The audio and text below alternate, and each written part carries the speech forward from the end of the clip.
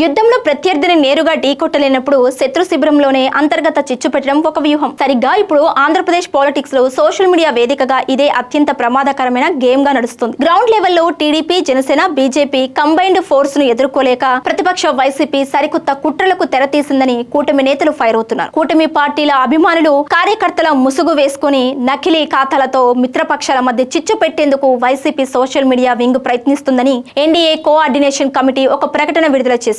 Fake ఐడీలతో వచ్చి రెచ్చగొడుతుంటే ఆవేశపడి మనలో మనమే కొట్టుకు చస్తున్నామని, దీనికి ఇక్కడితో పులి స్టాప్ పెట్టకపోతే కఠిన చర్యలు తప్పవని మూడు పార్టీల అధిష్టానాలు ఒక ఉమ్మడి అల్టిమేటం జారీ చేశాయి. అసలు సోషల్ మీడియాలో వైసీపీ ఆడుతున్న మైండ్ గేమ్ ఏంటి, కూటమి నేతలు ఇచ్చిన ఆ లాస్ట్ వార్నింగ్ ఏంటి అనేది ఇప్పుడు చూద్దాం.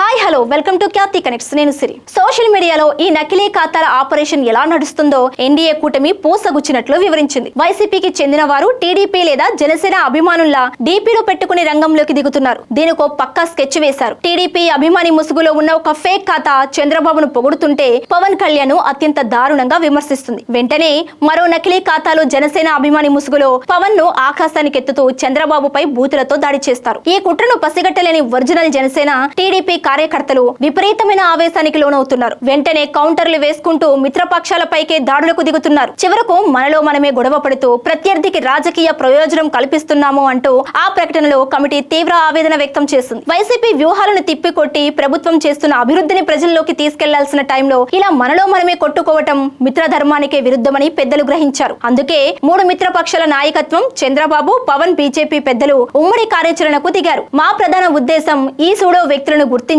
వారి కుట్రలను అడ్డుకోవటం. అది జరగాలంటే ముందు అసలైన కార్యకర్తలు సంయమనం పాటించాలి. అనుమానాస్పద పోస్టులు కనిపిస్తే వెంటనే ఆవేశపడి స్పందించొద్దు. పార్టీల దృష్టికి తీసుకురండి, మేము యాక్షన్ తీసుకుంటామని కేడర్ కు స్పష్టమైన దిశానిర్దేశం చేశారు. కేవలం సూచనలు మాత్రమే కాదు, సొంత పార్టీ కార్యకర్తలకు ఒక లాస్ట్ వార్నింగ్ కూడా ఇచ్చింది ఎన్డీఏ కోఆర్డినేషన్ కమిటీ. ఇకపై టీడీపీ, జనసేన, బీజేపీలకు చెందిన ఏ ఒక్క సోషల్ మీడియా యాక్టివిస్ట్ అయినా సరే మిత్రపక్షాల నాయకులపైన, వారి కుటుంబ సభ్యులపైన వ్యక్తిగత విమర్శలు, దూషణలకు పాల్పడితే వాళ్ళు ఎంతటి వారైనా కఠిన చర్యలు తప్పవని తేల్చి చెప్పింది. మితిమీరిన విమర్శలు ఆపి కూటమి ఐక్యతను బలోపేతం చేయాలని, కేంద్ర రాష్ట్ర ప్రభుత్వాలు అమలు చేస్తున్న సంక్షేమ కార్యక్రమాలపై ప్రజలకు వాస్తవాలు వివరించే పనిలో పడాలని కేడర్ ను అలర్ట్ చేసింది. చూసారుగా, గ్రౌండ్ వార్ నుంచి సోషల్ మీడియా వార్గా మారిన ఏపీ రాజకీయాలు. ఫేక్ అకౌంట్లతో విపక్షం ఆడుతున్న మైండ్ గేమ్ కు చెక్ పెట్టేందుకు కూటమి పెద్దలు వేసిన ఈ అల్టిమేటం బ్రహ్మాస్త్రంలా పనిచేస్తుందా? మరి ఈ వార్నింగ్ తో కూటమి పార్టీల ఒరిజినల్ యాక్టివిస్టులు సైలెంట్ అవుతారా? ఫేక్ ఖాతాలను గుర్తించి బ్లాక్ చేసే దిశగా కూటమి ఐటీ వింగ్స్ ఎలాంటి సైబర్ వల్ల పన్నబోతున్నాయి? మిత్రపక్షాల ఐక్యతను దెబ్బతీసేందుకు ట్రై చేస్తున్న